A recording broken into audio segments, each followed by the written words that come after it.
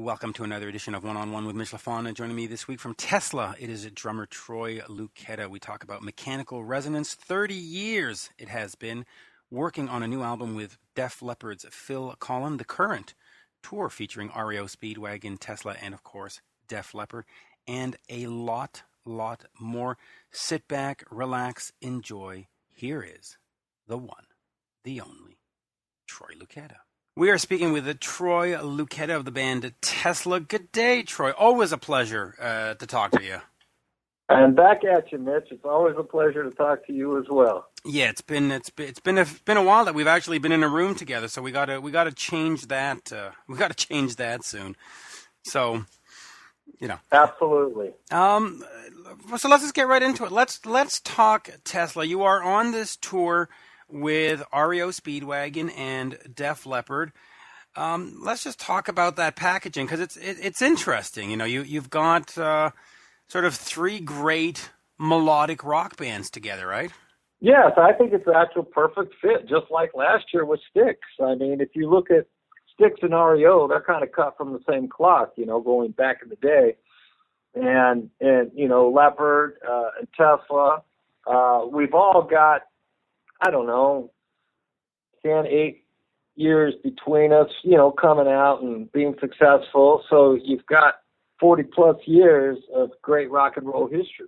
Yeah, you really do. And that show, of course, is coming to Quebec on June 25th. This is also the 30th anniversary of Mechanical Resonance, which, to me, is still top 3 best albums of all time in the genre. Let's talk about that album and the making of it and what it meant to you. So, can you take me back before the album got started? Where did these songs come from, and how did it all sort of come together, the genesis of that album? Yeah, I'd be happy to. First of all, thank you. I mean, top 3, that's quite impressive to hear you say that. And to know that it means that much to you and other people and our fans. You know, it's interesting. Back in 1985, I believe it was, when I hooked up with the band and I heard Jeff's voice, I always knew there was something really special about the band. And Frankie was 17 at the time, and Tommy Skeel, you know, we had a great rock star, and Brian, and I could just feel that there was something very special I noticed out of the gate. And so basically I jumped in the situation, started playing with the band, and we started on, I'm going to say 12-hour days, 6-7 days a week for the first 3 months. I didn't see my home. I was always in Auburn, where we were rehearsing at the time. We had an amazing work ethic. Ronnie Montrose was in the picture then. He was actually the guy that brought Little Susie to the table and did the first demos Ronnie produced. And at that time, I think they had like Coming At You Live, and you know, there was a few of those songs that were around with the previous drummer, and maybe not too many more than just a couple, because as I remember what happened, as we were progressing forward, we did a showcase at the country club, and Ron Keel was headlining, and we were opening, and Teresa Ensenat, at the time, Elektra Records, moving over to Geffen with Tom Zutaut. But she knew she'd seen the band, she wanted to sign us. You know, Tom got together with the band. Long story short is he introduced us to Cliff Bernstein and Peter Mitch, who flew out to see the band at the Oasis Club in Sacramento. They decided they were going to take on the band, and when they left that night, they wanted to hear new music. And as I recall it, if my memory serves me correctly, Mechanical Resonance was pretty much written almost in the next week. Because we went right to work on writing new song and ideas, and we were relentless in our pursuit, for sure. Changes, I remember all these songs coming together in this warehouse. There's probably, that's not probably 100% true, as I think back to songs. I remember being on the piano in Stockton, California, before we had moved out to warehouse, and we're no good together. I was on the piano playing the piano. Frankie was on the drums, and Jeff started singing, and that's how that came together. It was very organic all the way around in our approach to bringing that record together. We probably wrote 50 tunes. And after Cliff and Peter, we went through a lot of phases of writing, but we kept growing, and we were just kind of going after it, Yeah, and so there's so many angles to go with here. With the 30th anniversary, what are we going to do to celebrate? Will there be an expanded edition? Will there be, mechanical resonance album shows where you're doing the whole thing from top to bottom? What do we do to say, hey, we've had this great album for so long? I think probably a good idea is to talk to Brian Wheat on some of that question. The one thing I can tell you with the record, the way it came together this last year on the Def Leppard tour, we knew our anniversary was coming up, and we thought, well, what are we going to do? So Phil Collen from Def Leppard, I think he was the one that really spearheaded this thing about like getting the first album, recorded. And so what we did is we were opening, we only had 40 minutes, and I'm going to tell you, this only happened over a couple weeks, couple takes of each song. We would open the show with a couple mechanical resonance song and change it every night. And we did that over a couple weeks. We managed to get the record. We went in the studio with Phil Collen, who wrote a song called Goodness. It's a beautiful, awesome song that he wrote and produced that we recorded, which is a bonus track for the record. I don't know outside of that what else is planned for that to come out, and if we will go out and actually do that. We are fully capable of going out and having a lot of fun and doing something very special. But as these big tours have been coming up for us, it's kind of, given us some new opportunities. And so we just signed with Howard Kaufman, HK Management. So there's a lot of changes. And I can't really speak for the band and what the big plan is on all of that. But I know that we don't plan on going away. And I go in on Sunday, actually, this Sunday, in a couple of days from now, day after tomorrow, I'm in the studio with Phil Collen because we've got 8 of the new Tesla tunes ready for the new record that he's producing. Right. Yeah. I do want to ask you about that, and but let me just stay on mechanical for one last thing. The production team that was on that, Steve Thompson and Mark Barbiero, they went and did everything afterwards. Metallica and Madonna, and what did they bring to the table? And also, I actually spoke to Steve today, and I told him I was going to call you, so he said to say hello. So hello from Steve. But what did they bring to the table?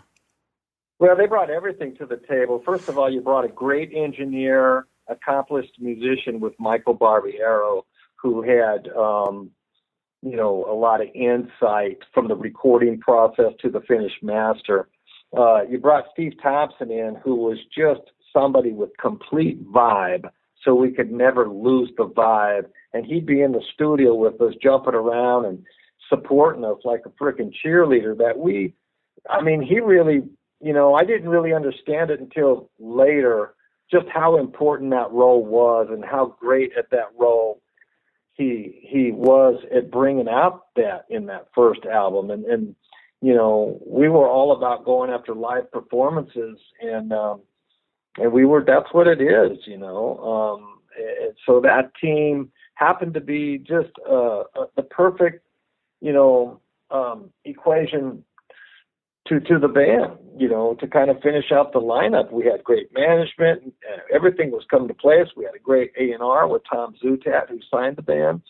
And we had a great record company with Geffen Records. And now you've got this production team to deliver the final master, which is going to go to the rest of the world and, have it stay in court, Yeah, and of course, they went on and did great radio controversy, too. So not too slouchy when it comes to dealing with Tesla, I got to say.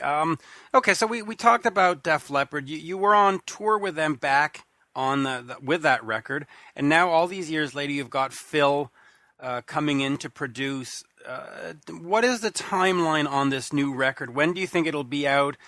And are you basically recording it on the road from town to town? Because now you can sort of do that now with technology.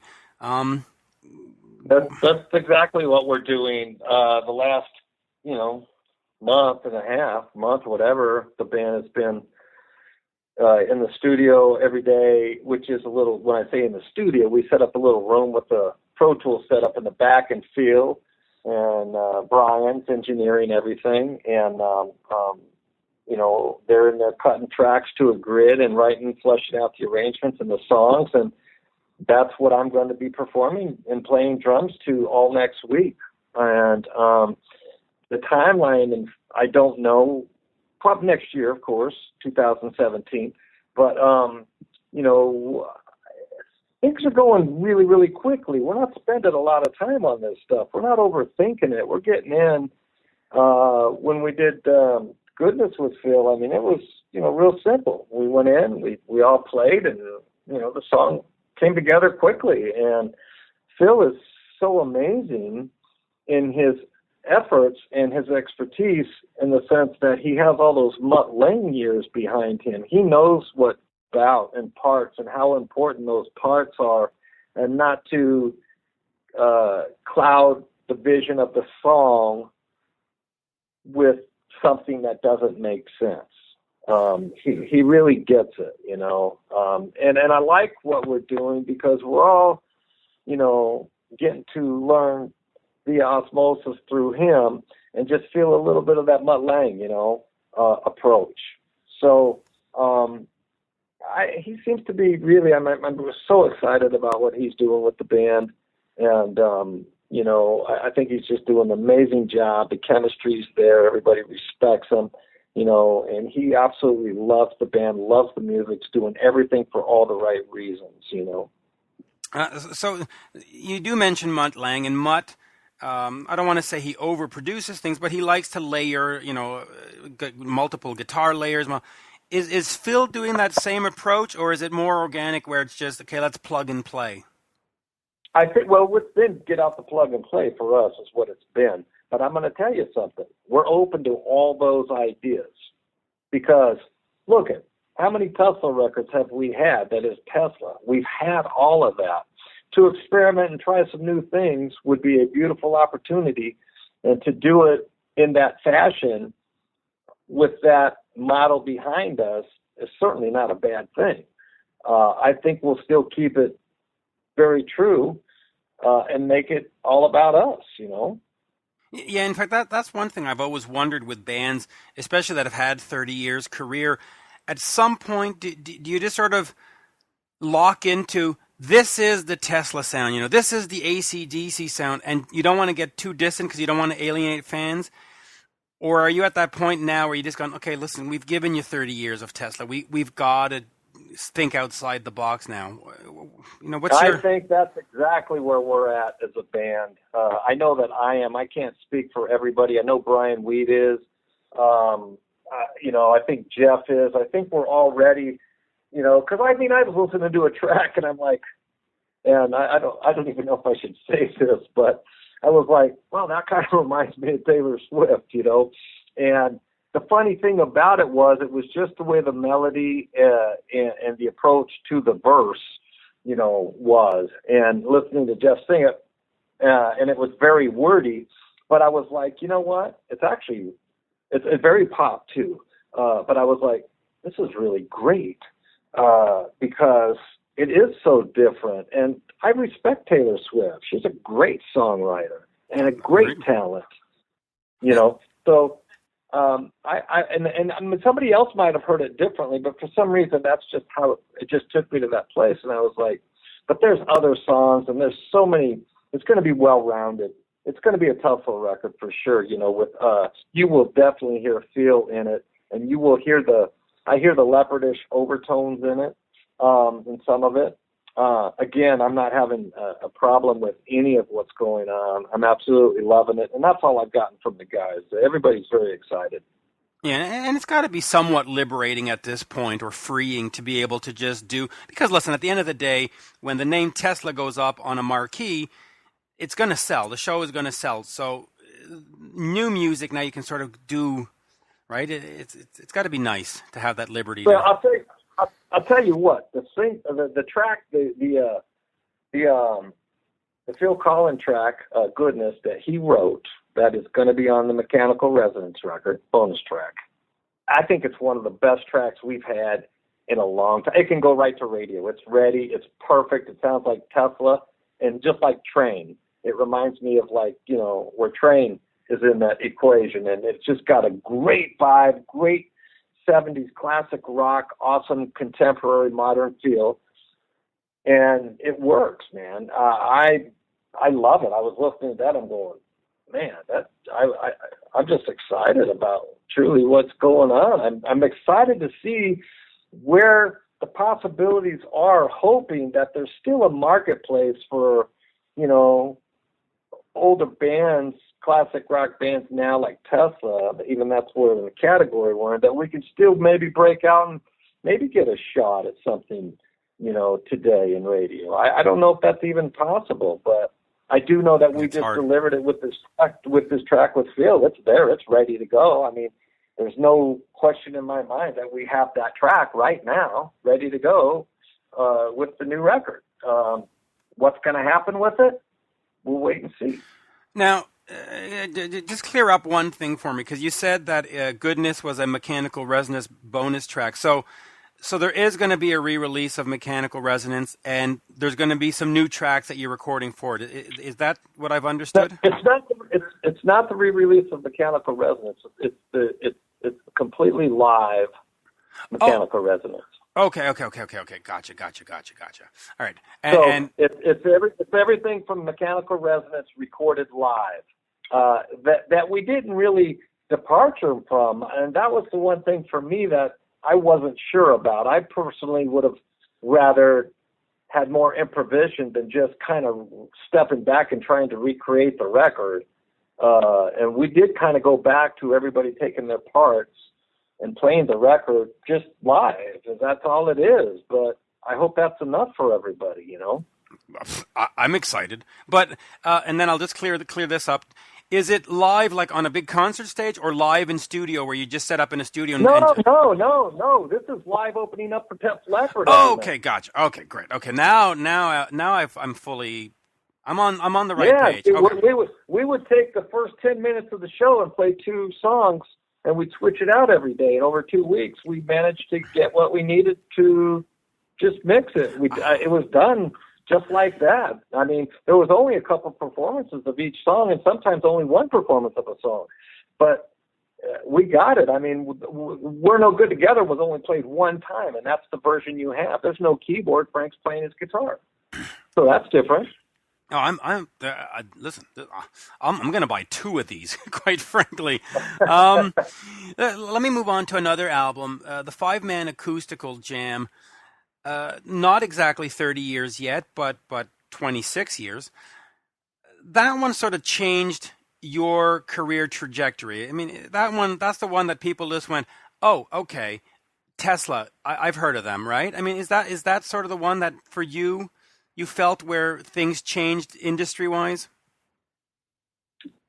Yeah, absolutely. Another complete organic accident, you know. Nothing pretentious. It was just, you know, live in a club, and we didn't even want to put the record out. And Frank and Jeff and Tommy, I think, were in Boston playing at the radio station, and they played live signs, and it became number 1 most requested. The label called us and said, hey, didn't you guys record it live? We said, well, we just recorded it for ourselves. We weren't going to put it out, and they wanted us to put the record out. We mixed it, and there you have it, you know, and it went on to sell 2 million records, and it became top 10 single, and it just really, really, yes, it changed the trajectory, as you said, you know, and moving forward, and gave us some legs, you know, to do some different things.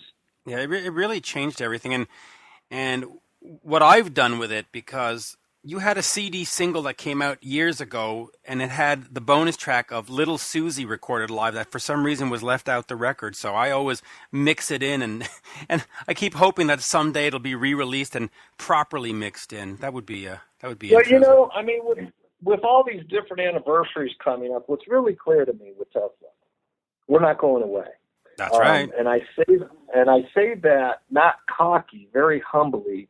I say that by the grace of God, we've been so blessed with so much as a band, and we figured out how to stay together and love each other and continue to support each other and respect one another. We know what it takes. It's a 5-way marriage, and we're one of the bands that really figured it out. We enjoy each other. I wouldn't want to, do anything other than what it is I'm doing. I couldn't be happier having a 30-year career with the band, with a bunch of guys that I really care about. And, so the fact that, hopefully everybody's health stays, as we know, one day anything can change the course of a situation, but, we all stay healthy, and we don't plan on, not doing this. And I know that Howard Kaufman even mentioned it, quoting Brian, because I had talked to Brian. He said, Howard says we got 10 to 15 years if we want to do this thing, And I'm thinking, well, if he sees it like that, the industry, and, the industry seems to be looking at us, and, we're going to just keep playing, and keep putting out new music. And, and hopefully people will keep showing up and get some new fans, Yeah, I think they will. And let me end with this. The relationship, now you just mentioned the relationship among the 5 guys, but you also have had this relationship with the guys in Def Leppard for the entire 30 years. You've gone out on multiple tours together. That to me is also unique, because you don't see, Cheap Trick opening for Kiss for 30 years. You don't see, whatever opening up for Aerosmith for 30 years. How did you maintain that relationship, and what does that band mean for you in terms of friendship and business and everything? Because it's a remarkable relationship. You just don't see this. Mm-hmm. I'll answer the last part of the question first. First of all, the band, all of us, speaking for all of us, not just myself, we all love that band and respect that band so much. And, we've been blessed with that over the 30 years to do, different things and dates. And we spent 15 months on, Hysteria. And, Ryan, God bless him, him and Joe have been best of friends forever and a day. I know that we all feel the same way with the guys, and every time we cross paths, it's always felt like family. It's always been a reunion, and as this is. And when we did this last tour this last year, they wanted us back out again, and we were very excited about that. And our numbers are strong enough to see that it's a warranted situation. So it's business, but the business side of things are working. The friendship side is wonderful that we have those relationships, and now for Phil coming around, this is like a whole new exciting thing to think that's existing. We wouldn't be probably doing a new record right now. I don't think, but I know him getting involved and us doing the track, everything's just organically moved into this, wow, we're doing a record now, Yeah, that's great. So, just gratitude, grateful, so thankful, prayerful, all the good stuff, praising God. That's me. That's who I am as a person. And, and I'm just thankful that we're still enjoying what we've set out to do so many years ago, and coming back full circle. There hasn't been a drug or not even an ounce of alcohol, not even a drink of beer backstage on a Tesla tour in 15 years. Yeah. So that's what I'm saying. We figured it out, and it's genuine, it's sincere, it's business. We all know we could have broken up. We could have held on to resentments and different stupid things that happened over the years, but we decided to, believe it or not, at one time we jumped in with a counselor to jump in and talk about things. And, and all those little things we've done, everybody's just grown up and really figured it out, and the only way to figure that out is without drugs and alcohol. If that exists, you can't figure it out, I don't think. I think you're still going to have problems, but, Anyway, that's how we've done it as a band. You know, it's 30 years later. You know, maybe we'll do the 40th year up here in 10 years. I'm waiting for the 50th anniversary. And listen, I would be remiss, by the way, if I completely ignored the Whitford St.Holmes. I get so enthralled by any story of Tesla because I've loved the band from that very first record. But so there you go. I spent 20 minutes talking just about that. But Whitford St.Holmes, you did some shows with them. You're obviously on tour right now with Tesla, so you can't. What happens after this? Will there be more work? Will you go make another record? What do you do with them after? That's a really good question. I can't really tell you exactly what the future holds for that.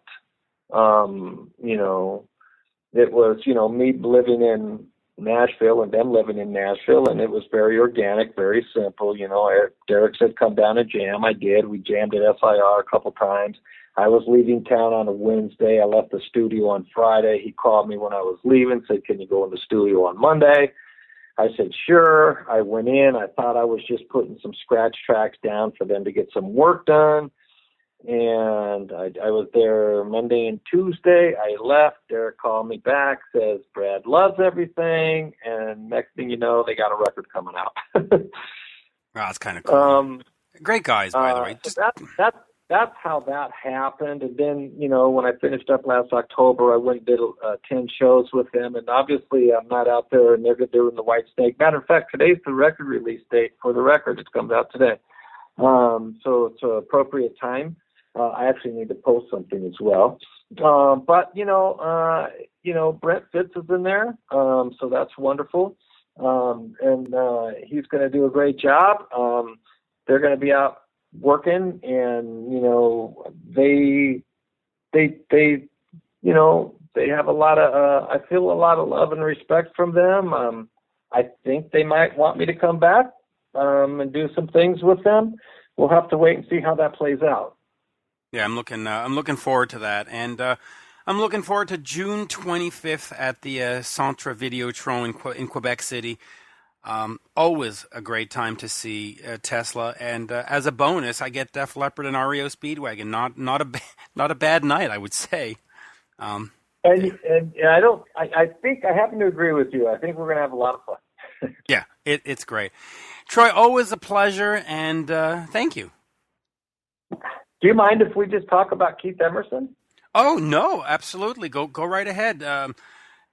Keith Emerson, you did that tribute to him. Well, you know, there's a record called Three Fates Project, and I went with Keith in 2011 in Germany with 70-piece orchestra, and we recorded a record that's just off the charts and one of my most prestigious awards, trophies that I could be a part of. You know, it meant everything in the world to me, and I was supposed to go to Japan with him 5-6 weeks ago. We had 8 sold-out shows, and unfortunately, I got the call a week before rehearsal, and we all know what happened. And so anyway, the other night, there was a tribute at the El Rey Theater in Los Angeles, and I was part of that. And I just want to tell you, it was one of the most special evenings I had ever shared. And all the things that I had been so blessed to be a part of, and then to be a part of that was just like, you know, definitely that cherry on top of the cake and ice cream and everything. I mean, because, you know, I'm so saddened by what had happened and, you know, the what ifs and what it could have been. And on the other hand, I'm so happy that so many people showed up to do the most amazing concert the other night, and it's all filmed and documented and going to be coming out. So I just want people to remember that that this Three Fates album that I played on exists out there. There's some YouTube footage, some trailers on it, and God rest Keith's soul. And you know, and thank you for the time, and thank you for, you know, all that you've done for us as well, Mitch, over the years. Yeah, absolutely. And, you know, of course, the Three Fates project came out in 2013. How did you initially get involved with that? Were you friends with Keith, or was it one of these studio gigs that you pick up along the way? Yeah, it was kind of like that. I did a record for this guy, Mark Bonilla, his first 2 solo albums. And Mark and I have been working together for years. And Mark's the music director, and their drummer at the time went off and joined the Doobie Brothers. They got back from Moscow, and then they were going to Mongolia, of all places. And so I got invited to go. Long story short, as I went to Mongolia and played live with the orchestra first, had a 2-day rehearsal, played this live show with this amazing orchestra, and then I was asked to go to Germany with Keith and record this record, and then it was, we literally had 3 rehearsals before we all jumped on a plane and flew to Munich. And all the stuff you hear on that record is cut live with me in the studio, the first time I've ever played with that orchestra and been in that situation. So it was, again, very humbling and rewarding experience, and everything worked out. And I never seen myself doing something like that. My good friend Mark Bonilla, God bless him, he has always believed in my ability and liked my playing, and gave me one of the most greatest gifts in my life. And it exceeded all my expectations, So that's how it all happened. And Mark was the music director and put the whole show together for the El Rey Theater. But you had so many amazing people. You had Eddie Jobson from the band UK, Roxy Music. You had Brian Auger. You had Steve Porcaro from Toto, Steve Luccketta from Toto. You had, the cast of people and the players. Rachel Flowers, 22-year-old, God bless her. She's this incredible pianist, keyboard player. She's blind, and she has this incredible gift. And she played on Endless Enigma. But there's footage, YouTube. I did Tarkus with Jordan Rudess from Dream Theater. Mm-hmm. Yeah, it's all on there. But, and Rick Livingstone sang, and you had Skunk Baxter, just an incredible lineup of people and the most amazing evening.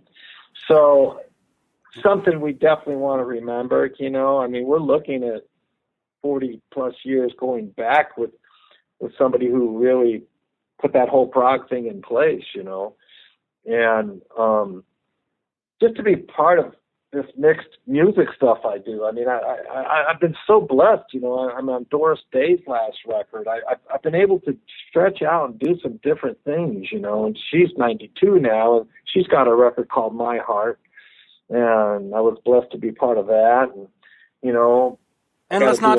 Some art.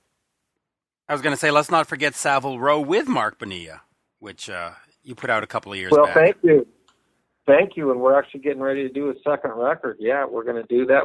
I'm just going to keep playing music because I love music. I do it all for all the right reasons, and it'll be an interesting journey to stay on and just see where things go. I just kind of show up. I just stay out of the way, and see. I don't really plan anything. I don't look for work. I don't do any of that. I just show up with my band, and if I got time to do something, and I do, And of course, that's the advantage of living in Nashville is that you sort of just hanging around at the diner and somebody will come to you and say, "Hey, would you like to play drums with?" And you go, "Okay," right? It really makes it a lot easier. Well, that's true. I did, before Cinderella came back out and got back on the scene, I did the pre-production rehearsals. I spent a couple of weeks with them, and then Tom knew he was okay to sing, and boom, they've been back slamming at it for a long time, and that's just because I was there, and Eric's like, "Hey, can you come down and help us out?" I'm like, "Sure." So just run through the show with them. But I've done a few dozen records there. I keep growing. I keep learning. And it is a great music town. I feel like I'm in the right place, and I have in my foundation, which is a Song for Wellness, ASONG, the number 4, wellness.org, a songforwellness.org. It's all about pH and alkalinity and how disease cannot survive in an alkaline environment. and how you can basically stay well, keep yourself well, and avoid disease and sickness. There's a lot of information on the site. We got our 501c3. I'm going to be very proactive with that, doing lots of events. So there's a lot of things, that's really my heart's passion, sharing information and giving people information that are interested in, taking care of themselves, because there's a lot of stuff we didn't know about. We didn't know about all the GMOs and all the processed foods and all the pesticides. And we're like 1 out of every 2 men, 3 women will be diagnosed with cancer during their lifetime. That's where we're at with all this stuff. And not to completely get off the music thing, but at any rate, something else you might want to take a look at, Yeah, I've looked at that before, and I'll look at it again. And for myself, who has been on all kinds of medication for my heart and stuff, I'm officially off every pill.